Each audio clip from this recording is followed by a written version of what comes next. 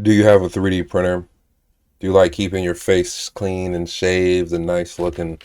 Well, Philips has a solution for you. No longer do you have to keep track of your dumb little, those fitty little like shaver blades, right? I can't keep track of them. I like to pretend like I'm an adult, but I'm very obviously not because that should be put in like a Ziploc baggie and kept in a drawer in the bathroom. But it is not. But I wouldn't have to worry about going on Amazon and buying more shaver blades if I just could 3D. I have a 3D printer. If I just had the file, I could go out and print it and then get back to shaving all nice and crisp. I wouldn't have to come on here looking like a caveman half the time.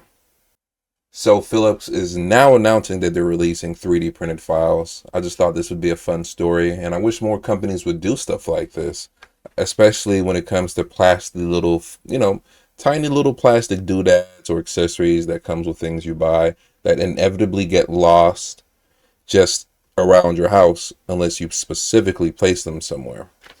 So this is a cool, dare I say, innovative idea from a company that I'm pretty sure makes money off of those little plastic blades. So them putting profit aside for a little bit is nice. Philips' new 3D printed parts program will be piloting in the Czech, Czech Republic. All right, and it makes sense, the means in that location. People probably don't have the most amount of money, and if they do have money, they're not gonna want to spend it on a adapter blade for their shaver. They'll just go without. So them being able to print that file is actually a benefit for them. I just wish more companies would do stuff like this. One thing the article points out is that it is not clear how quickly Philips plans to expand their little 3D printed pro. That it is not clear how quickly Philips plans to expand their 3D printed program. So keep that in mind, boys. You might be looking out for this for a quick minute. Yeah. And that's it. Thank you. Let's go on to the next story. Next on the news docket here, Windows subsystem for Linux is now open source. So that's pretty cool. Let's read through the article real quick.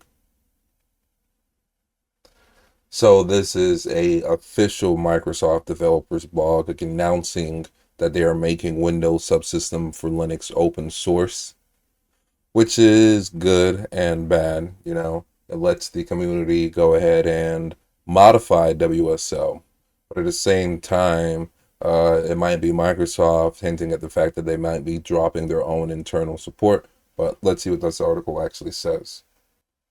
So the first part of the article kind of just talks about the structure of WSL, the entry point, the service, how it calls the Linux and net processes on the back end. Interesting. All right. And then the second part of the article talks about why Microsoft decided to go open source in the first place.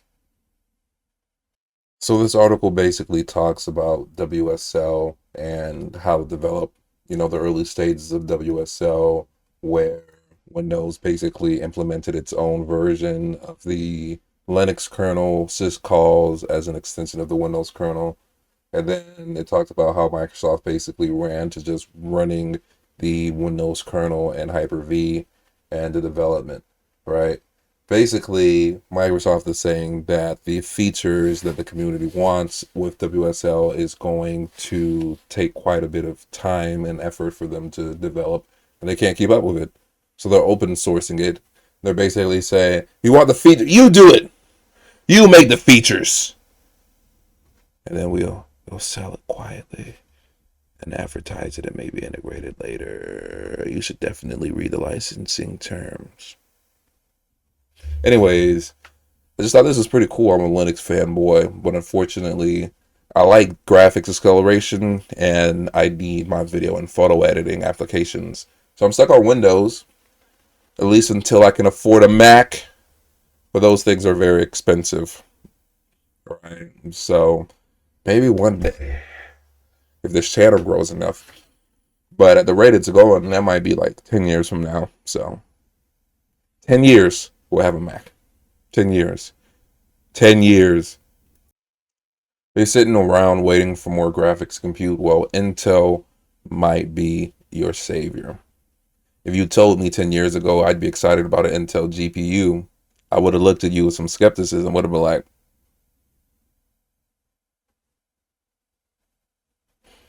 but here we are. Life is full of surprises.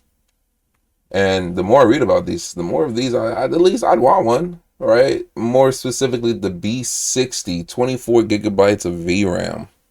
That's what I need right now. As I've gotten older, I play less video games, and I don't need GPU compute. I need VRAM for my video editing and AI workflows, and that's exactly what these are aimed at. These are basically workstation GPUs. The B50 is supposed to be $299 with 16 gigabytes of RAM. Pretty decent, right? What I am interested in is this bad boy right here, the B60. Look at it. 24 gigabytes of video memory. I could do so much editing with that. Oh, I could upscale everything with that. Oh, I'm looking forward to it. Let's see. 170 watts means it's going to fit inside old workstations even better. So, yeah, this looks pretty cool.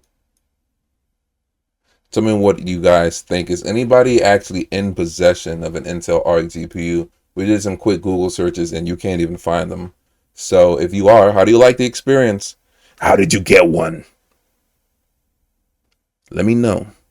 I'd appreciate it.